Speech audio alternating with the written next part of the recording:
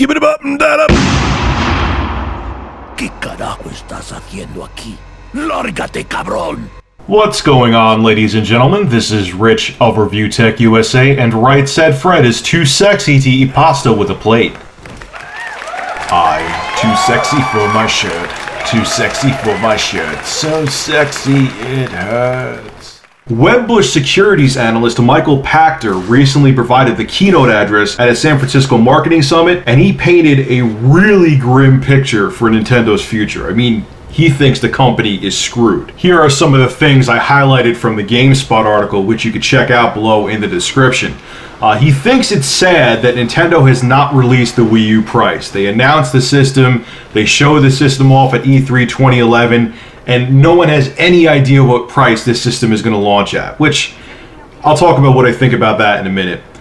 He thinks the Wii U has to launch at $250, and why he thinks that is because by the time the Wii U launches, he predicts that the Xbox 360 with Kinect bundle that they have now will drop down to $250, and a lot of people will want to get the 360 over the Wii U because it's a more established system, it has a ton of games for it, and they'll end up levitating towards the Kinect bundle over the Wii U. He goes on about pricing too. He says even if they launch the Wii U at $259 US, he thinks they're screwed. He thinks they have to launch no matter what, competing against the Kinect bundle or not. They have to launch at $250 to entice people to get Nintendo's next-gen system. He also thinks that the Wii U market is going to be cut down to half compared to the original Wii, and he says this is attributed to the fact that the Wii's casual consumer base has moved on to other platforms like Facebook, smartphones, tablets, and other consoles. He also thinks that the dedicated portable gaming market is forever changed by smartphones and tablets.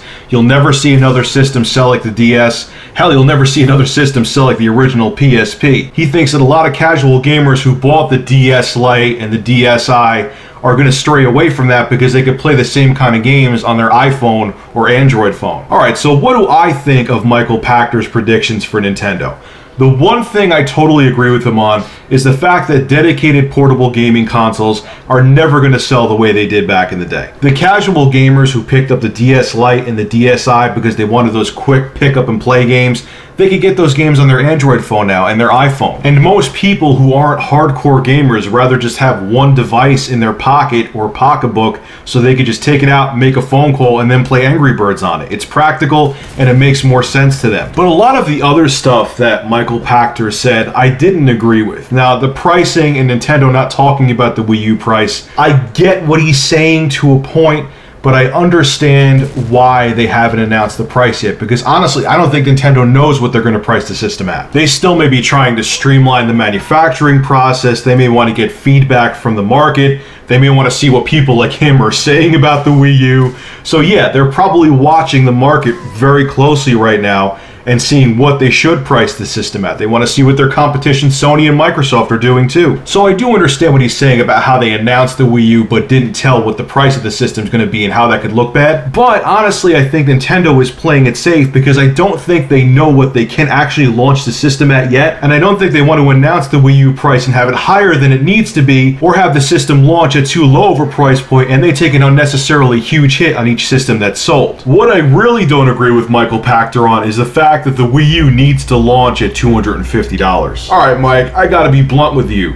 You're saying that Nintendo's next-gen console, which is 50% more powerful than the PlayStation 3 and Xbox 360, needs to launch at the same price they're at right now. I mean, you could get a PlayStation 3, the 160GB model, for $250. That's not realistic. You can't expect Nintendo's next generation system to launch at the same price that 7-year-old systems are selling at. I understand what you're saying. The system needs to be priced competitively at launch, but $250? That's way too low. Nintendo would financially get their asses handed to them. And I honestly don't think if the system launched at $299.99 that it would hurt the Wii U. What I think they should be more concerned with is launching the system with kick-ass games. If they launch the system with amazing games at $299 US, I think it would do just fine. However, if they launch the system with crap games or virtually no games, I don't care if the Wii U launches at $100, no one's gonna buy it. You better make sure you're cooking up some kick-ass software, Nintendo. The last thing I want to talk about is how he says that the Wii U's install base is gonna be half of what the original Wii's is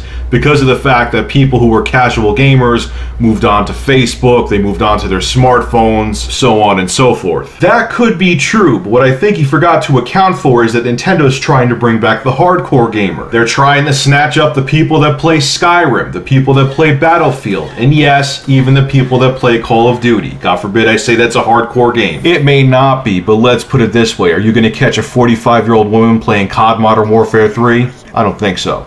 In most cases, anyway. The point being is that, yeah, Nintendo may lose that casual audience that purchased the original Wii, but those casual gamers they may have lost, they may make up with the hardcore gamers that go back to Nintendo.